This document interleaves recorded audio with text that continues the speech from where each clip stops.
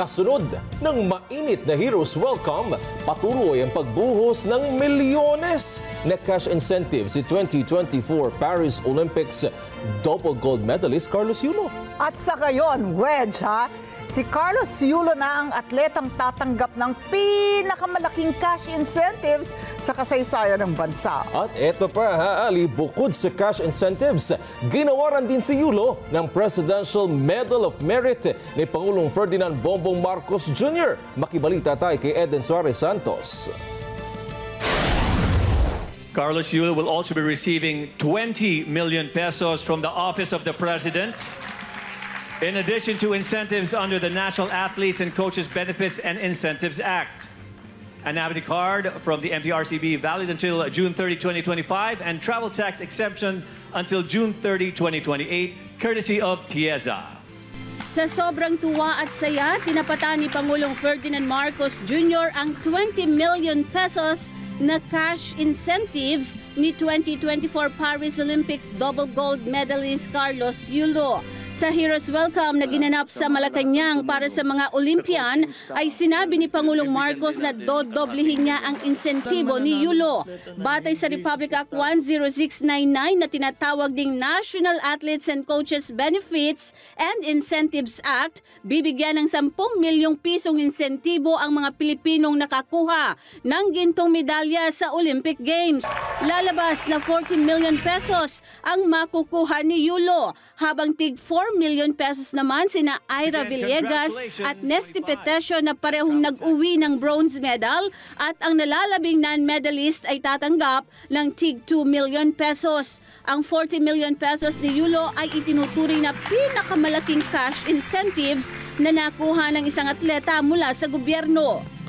Habang nanonood ako na news, sabi ko, mayaman na ito si Kaloy. O dyan, daming perang binibigay. Teka ko, ano ito? Sabi ko, isipin kayo natin, magbigay tayo ng ganito.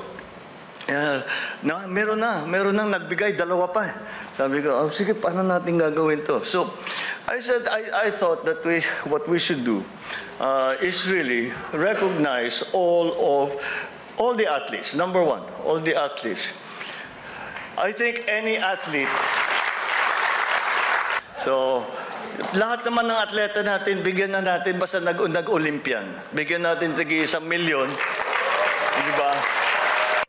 Have conferred the Presidential Medal of Merit on Carlos Edriel P. Yulo. Bukod sa cash incentives, iginawa din ni Pangulong Marcos ang Presidential Medal of Merit sa kauna-unahang Olympic double gold medalist na si Carlos Yulo. Nangako rin ang Pangulo sa mga atleta na higit pang pauunlarin ang Philippine sports kasunod ng matagumpay na kampanya ng bansa sa 2024 Olympics sa Paris, France. So, I ask all of you to tell us, what is it that you need? Saan kayo, nung sa pag-training ng mga atleta natin, saan kayo nahirapan? Ano hindi ninyo magawa na maitutulog namin? You tell us. And hopefully, if we really work together and start to prepare for not only the Olympics, of course, that's a very important one, but not only the Olympics, we start to prepare for all the international competitions that we have that are before us. And I'm sure that na magkikita ulit tayo rito sa palasyo, magko-congratulate ulit ako sa inyo, at hihingian natin ng pera yung pagkor ulit.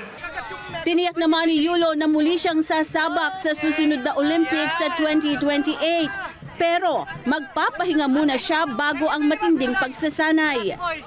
Ano muna plano mo after this one? Magbabakasyon, magpapahinga bago yung ating pagsabak sa susunod na Olympics? Of course, magpapahinga din po. Siyempre, kailangan gumawa ng mga plano for next cycle po ng Olympics.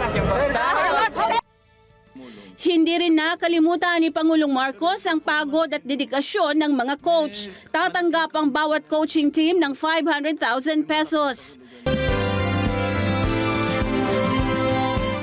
Eden Santos para sa Mata ng Agila. Matatag, matapang, matapat. Maraming salamat sa inyo pong pagsubaybay sa Mata ng Agila Primetime.